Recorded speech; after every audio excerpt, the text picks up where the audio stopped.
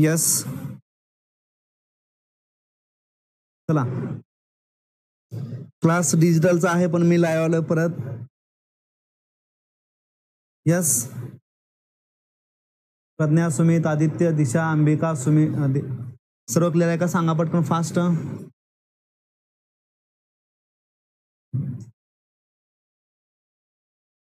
Okay, परत live येण्याचं कारण 2 कॅन्डिडेट आपल्या समोर बसलेले आहेत. शरद गंगापुरे, महाट्रान्सको ई रँक 119 आणि अण्णासाहेब ताटे, आमचे गावचे शेजारी. आम्ही दोघं एकाच कॉलेजला होतो. ते 2015चे पासआउट, मी 2016चा पासआउट.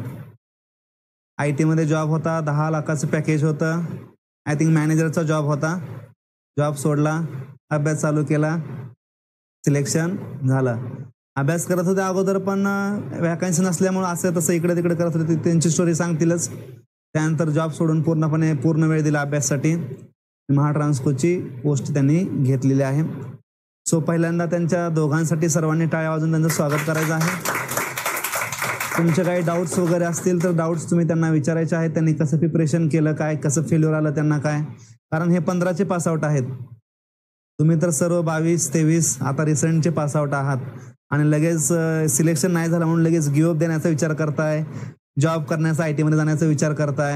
आणि IT मधला जॉब सोडून इकडे आले आणि तुम्ही सगळं काही तुमच्या हातात असताना, सगळे सोर्सेस असताना तुम्ही आता IT मध्ये जाण्याचं स्वप्न बघताय. मी दोन्ही गोष्टी ह्या वेगळ्या आहेत. इकडला 10 लाखाचा पॅकेज सोडून इकडं 10 लाखाचं तर ते 15-20 लाखापर्यंत सुद्धा गेले असते, कारण वर्ष 1.5-2 झालं ते अभ्यास करतात. डबल तर झाला असतं ऑलवेज, पण त्यांनी सोडून दिलं, इकडं आले. तुम्ही त्यांच्याशी डिस्कस करा, ते तुम्हाला मार्गदर्शन करतील. तुमच्या डाऊट्स वगैरे काय असतील, शंका वगैरे काय असतील तर तुम्ही त्यांना विचारू शकता. ठीक आहे. सर्वांना नमस्कार. पहिल्यांदा मी आणि अरुण सरांनी पहिल्यांदा सोबत स्टडी चालू केला होता. 2-3 वर्ष स्टडी केला. त्यानंतर आमच्या दोघांचं पण थोडं मार्कात जायचं, 4 ते 5 मार्कात जायचं, कारण आम्ही कुठेही क्लास वगैरे केला नव्हता. त्यामुळे एकदम प्रॉपर गायडन्स नव्हता किंवा सिलेबस काय प्रॉपर समजत नव्हता.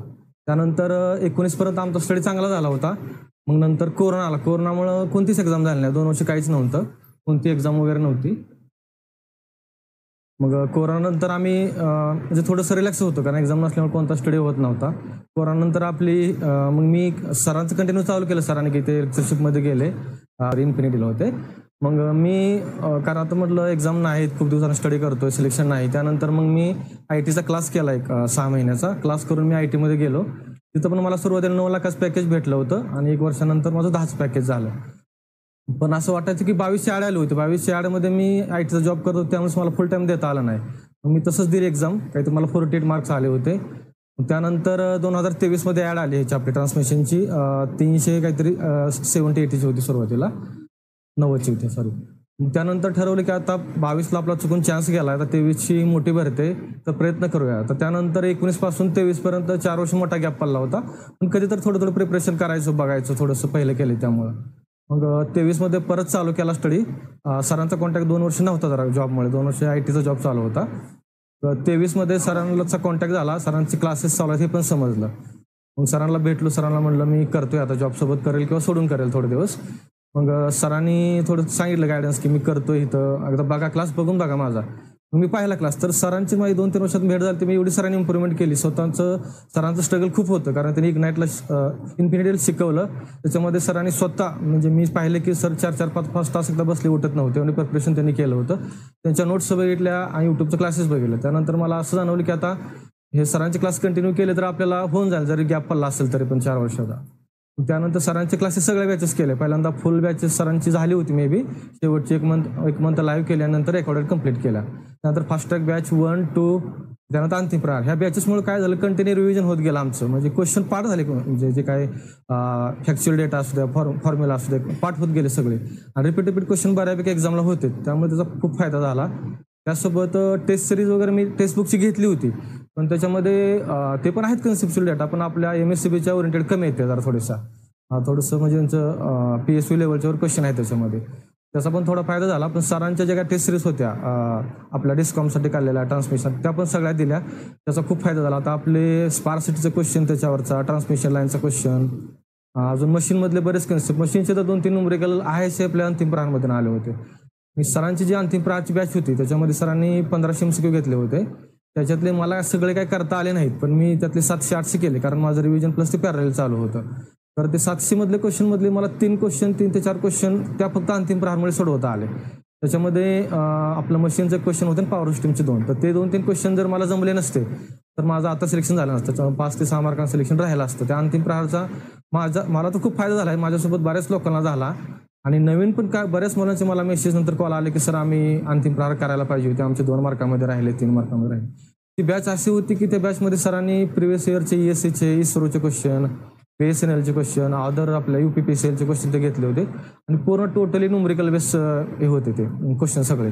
आणि आपला ट्रान्समिशन पेपर तुम्हाला माहिती आहे की जवळपास न्यूमरिकल 50 क्वेश्चनमध्ये 30 ते 35 क्वेश्चन न्यूमरिकल राहते. तर त्या बॅचचा खूप फायदा झाला अंतिम प्रहारचा. आणि ओव्हरऑल सरांचं सांगायचं म्हटलं तर सरांच्या नोट्स जर तुम्ही रेफर केल्या तर कुठेही तुम्हाला कोणते आपले सेंट्रल लेवलचे क्लास असू द्या किंवा स्टेटचा असू द्या, कुठेही असे एकदम प्रॉपर अशा नोट्स कुठल्याच नाहीत. तुम्ही जर पॉवर सिस्टीमच्या मशीनच्या नोट्स पहा, इच अँड एव्हरी कन्सेप्ट आहे त्याच्यामध्ये. आपल्या स्टेटमधल्या आणि PSUच्या सगळ्या एक्झाम त्यामध्ये कव्हर होऊन जाते. तर ठीक आहे, मी एवढं सांगेल आणि कोणाला काय विचारायचं असेल तर विचारू शकतो क्वेश्चन आन्सर. मी थोडे दिवस करत होतो सुरुवातीला, 2-3 महिने मी ट्राय केला. काय म्हणजे मी सकाळ आणि मग संध्याकाळी करायचो. संध्याकाळी कधी कधी माझं लेट वर्किंग असायचं 8-8:30 पर्यंत.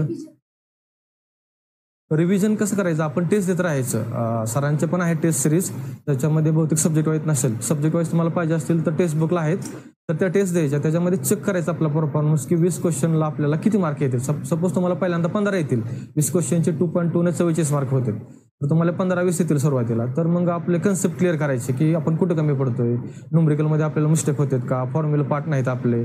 मेन म्हणजे फॅक्च्युअल डेटा आणि फॉर्म्युला आहेत ना, ते मल्टिपल वेळा लिहून काढायचे आणि पाठ करायचे ते. कारण ते पाठ असेल तर तुमचं खालचं सोल्युशन बरोबर येणार आहे.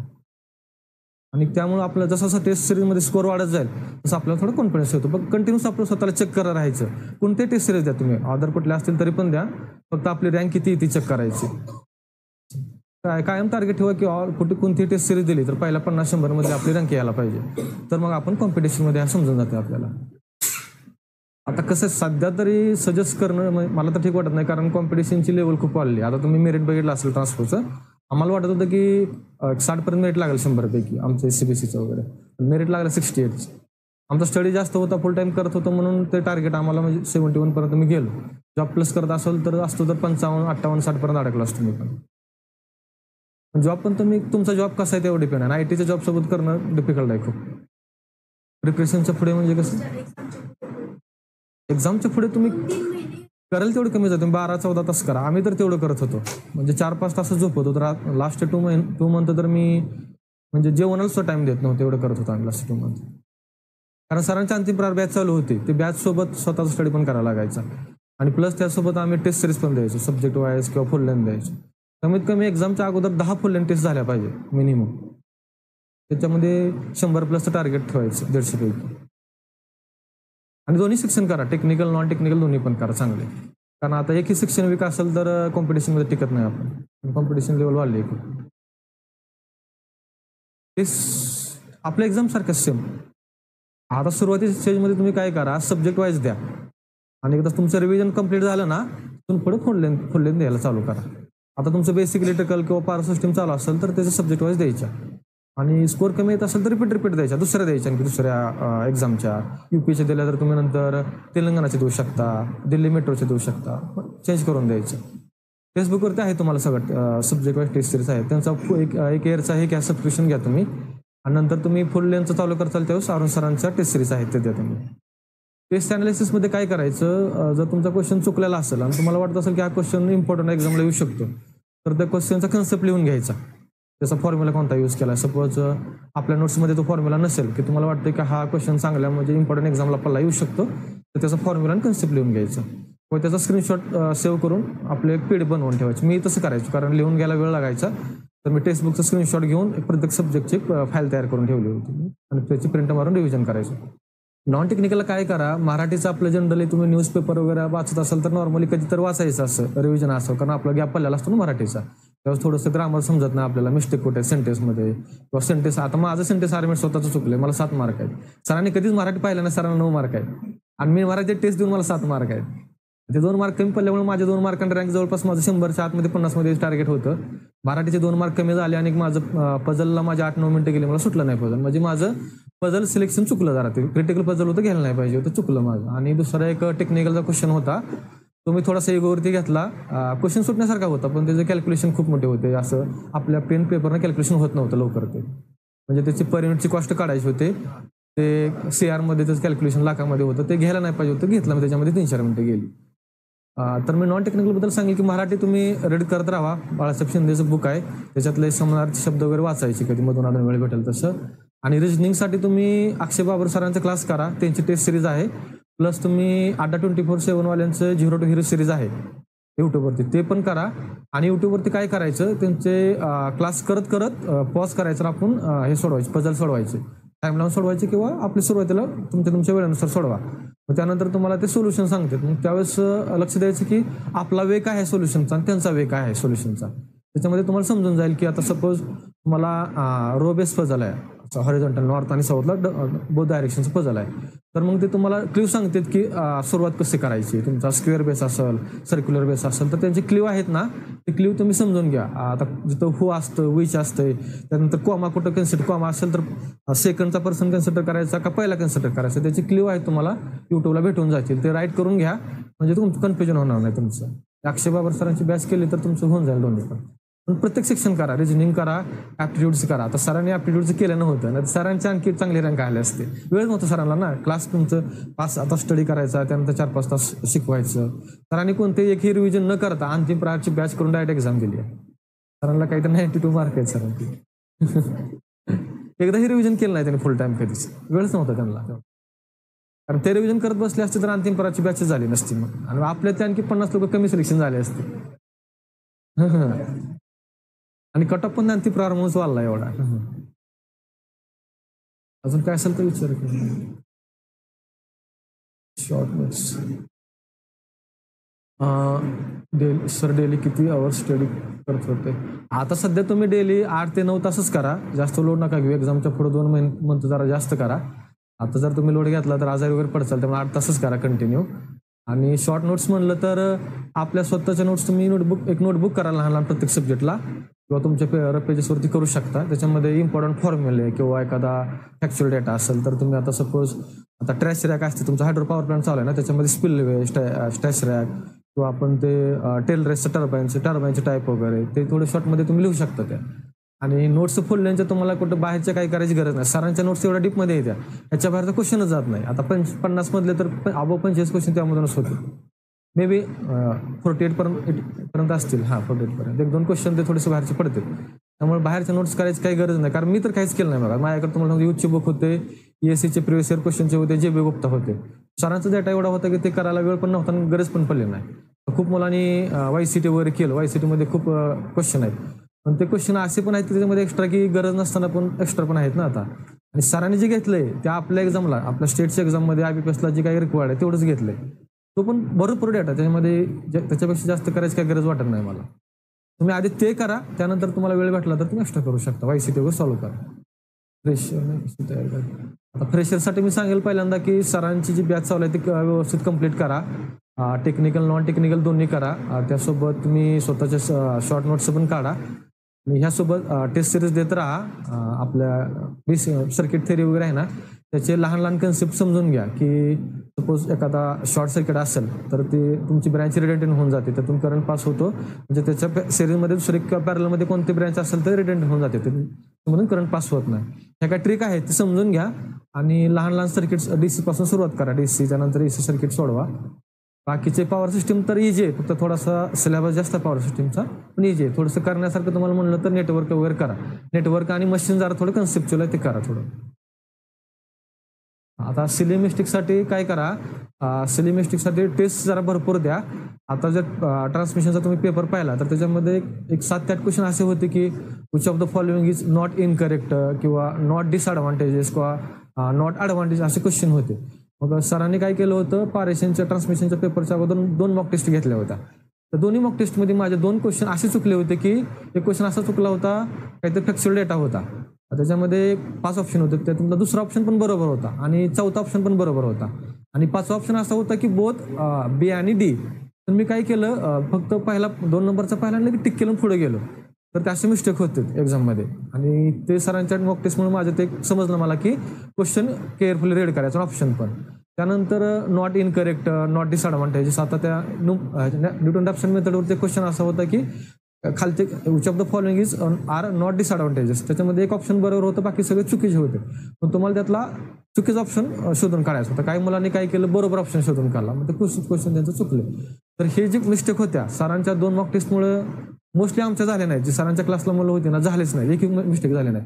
सरांच्या ह्याच्यानुसार सोल्युशननुसार माझे 41 क्वेश्चन बरोबर येत होते आणि मार्क पण मला तेवढे 41 क्वेश्चनचेच बरोबर आले. ते चुकलं नाही त्याच्यामध्ये. न्यूमरिकल मेन म्हणजे माझं एकही न्यूमरिकल चुकलं नाही एक्झाममध्ये. जे काही थेरी क्वेश्चन चुकले ते पण माझ्या थोडंसं ओव्हर थिंकिंगमुळे चुकले. 2 सिली मिस्टेक झाल्या माझ्या ओव्हर थिंकिंगमुळे. कधी कधी स्टडी थोडासा जास्त झाला तर ओव्हर थिंकिंग पण होतं. ते ड्रॉबॅक आहे थोडा. एमसीक्यू प्रॅक्टिससाठी काय करा, सरांची घेतली, सरांच्या थेरीसोबत एमसीक्यू आहेत की तेच रिपीट सॉल्व्ह करा सुरुवातीला तरी. आणि जर तुम्हाला टाइम भेटत असेल तर टेक्स्टबुकवरचे ऑनलाईन प्रॅक्टिस करा. मला तर मी तर असं म्हणेन की तुम्ही ऑफलाईन न्यूमरिकलची प्रॅक्टिस न करता ऑनलाईन जास्त करा, कारण आपली एक्झाम ऑनलाईन असते. आता मी IT मध्ये जॉब केल्यामुळं माझ्या एक साईडला लॅपटॉप कंटिन्यू ठेवलेला असायचं. 2 टेबल होते, एक साईडला लॅपटॉप असायचं, एक साईडला स्टडी टेबल असायचं. तर मी माझा स्टडी झाला का लगेच चेअर मूव्ह करायचो आणि 2-2, 3-3 तास ऑनलाईन प्रॅक्टिस करायची एमसीक्यूची. मोस्टली म्हणजे निम्मा स्टडी तर मी ऑनलाईनच करायचो लॅपटॉपवरतीच. एमसीक्यू चुकले का त्याची थेरी वाचायचो, त्याचे स्क्रीनशॉट घेऊन नोट्स प्रिपेअर करायचो, रिपीट वाचायचो. अदर स्टेटचे नाही, आपल्या टेस्टचे आहेत की आता दिले तर चालेल, पण त्याची काही गरज नाही अदर एक्झामची द्यायची, कारण आपण ते एक्झाम देत नाही ना. आपण आपल्या एक्झामची द्यायचं म्हणजे काय होतं, आपल्याला टाइम मॅनेजमेंट, टेक्निकलला किती वेळ दिला पाहिजे, नॉन टेक्निकलला किती दिला पाहिजे समजून जातं. आता तुम्हाला टेस्ट सिरीजचा फायदा काय होतो तुम्हाला सांगतो. त्यावेळेस मी एक्झामला जायच्या अगोदर, आता डिस्कॉमला माझ्या मिस्टेक झाल्या. डिस्कॉमला काय झालं, एकदम थेरॉटिकल क्वेश्चन होते, पण काय मला थोडंसं घरी हे थोडं हॉस्पिटलचं काम होतं, त्यामुळे मला वेळ भेटला नाही रिव्हिजन करायला. माझं थोडा स्टडी कमी होता डिस्कॉमच्या वेळेस, म्हणून मी काय केलं, थेरॉटिकल क्वेश्चन असताना सुद्धा 70 मिनिटं दिले टेक्निकललाच. माझ्याकडे फक्त 50 मिनिटं राहिले. 50 मिनिटामध्ये माझे नॉन टेक्निकलचे फक्त 50 क्वेश्चन कव्हर झाले. तर तिथं मला खरं तर ते डिस्कॉमचा पेपर 40 मिनिटामध्ये व्हायला पाहिजे टेक्निकल. तर मग ते सिरीजमुळे काय होतं की तुम्हाला जर वाटलं की आपण थोडंसं टाइम जायला लागला तर स्विच व्हायचं लगेच दुसऱ्या सेक्शनला. जास्त टाइम नाही घालवायचा, सेक्शन कंप्लीट करायचं पटपट आणि स्विच व्हायचं आणि परत नंतर रिटर्न यायचा वेळ भेटला तर. मग नंतर पारेशनला मी काय ठरवलं होतं, पेपर कसाही पडू द्या, कितीही टप पडला तर वायबल व्हायचं नाही किंवा कॉन्फिडन्स डाऊन करून घ्यायचं नाही. जे क्वेश्चन येतात आपल्याला पहिल्या अटेम्प्टमध्ये, पहिल्या राऊंडमध्ये टेक्निकलचे, ते करायचे. आणि जे टप वाटते ते पटकन स्किप करायचे, वेळ घालवायचा नाही त्याच्यावरती, आणि नॉन टेक्निकल जायचं परत रिटर्न यायचं.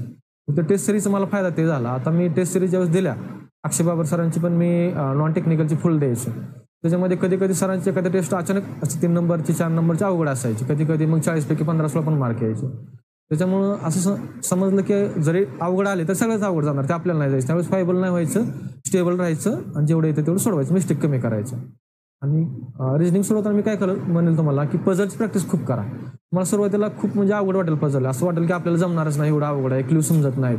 नंतर प्रॅक्टिस तुम्ही खूप प्रॅक्टिस केली ना, त्यानंतर तुम्हाला असं वाटेल की पझल एकदम सिंपल आहेत. पझल म्हणजे कोण 10वी-12वीची मुलं सुद्धा सोडवू शकते, एवढं सिंपल आहे. आता ITIची मुलं सुद्धा अक्षय बाबर सरांच्या टेस्टला सोडवत होते, आपल्यासोबत सोडवत होते. पण ते कधी पॉसिबल होतं, एक 6 महिने प्रॅक्टिस तुम्ही चांगली केली ना मग पॉसिबल होतं. 6 महिने फुल प्रॅक्टिस झाली का पझल, कसलेही पझल तुम्ही घ्या, एकदम सिंपल वाटते. आणि एक्झाममध्ये घेत जाताना पझल सोडवायचे नाही, सुरुवातीला सिंगल क्वेश्चन सुरुवातीला सोडवायचे आणि लास्टला पझल घ्यायची. कारण पझलमध्ये काय होतंय, आता माझं सांगतो, मी एक पझल मध्ये घेतलं होतं, मिडवेला घेतलं होतं, मिड टाईमला घेतलं होतं. सिंपल पझल वाटलं मला, लहान 5 ते 6 लाईनचंच पझल होतं. पण ते पझल असं होतं की किती जर विचार केला तर मला त्याचा क्ल्यू सापडत नव्हत्या, कारण डेटा कमी दिला होता ना. 7-8-9 मिनिटं जाऊन पण मला सुटत नव्हते. मग त्यावेळेस मी स्किप केलं. मग ते जर असं मग क्वेश्चन सिलेक्शन चुकायला नाही पाहिजे. 8-9 मिनिटं म्हणजे खूप झाली सिलेक्शनसाठी. 1 मिनिटं जरी तिकडे झाला तरी माझं टेक्निकल चांगलं असल्यामुळं ओव्हरऑल कव्हर होऊन गेलं. आता ते स्वतः मोटिवेटसाठी तुम्हाला मी सांगतो, मी काय असं जास्त कोणाचं मोटिवेशन व्हिडिओ पाहत नव्हतो. आता स्वतःच खूप दिवस झालं करत होतो, सिलेक्शन पाहिजे होतं. तर मी काय करायचं, टेस्ट सिरीज द्यायचो. माझं टार्गेट असायचं की मी तर पहिल्या टॉप 10चं टार्गेट ठेवायचो. मी सुरुवातीला 50-100चं ठेवा. माझी रँक जर माझी कमी असेल तर माझी रँक कशी इम्प्रूव्ह होईल मी ते पाहायचो. कारण आपल्याला कॉम्पिटिशन हीच मुलं आहेत जे ऑनलाईन टेस्ट देतात आपल्या मास्टरला. त्यामुळे जेवढं टॉपला तुम्ही रँकला राहाल तेवढं कॉन्फिडन्स वाढत जातो आणि ऑटोमॅटिक तुमचा स्कोर. आता सरांच्या टेस्टला माझा स्कोर येत होता 106, 7, 8 पर्यंत. ॲक्च्युअल एक्झाममध्ये पण तेवढाच आला मला. हा रँक पण फक्त थोडीशी ॲक्च्युअल एक्झाममध्ये थोडीशी पाठीमागे गेली नाही तर पहिल्या 50 मध्ये असायची.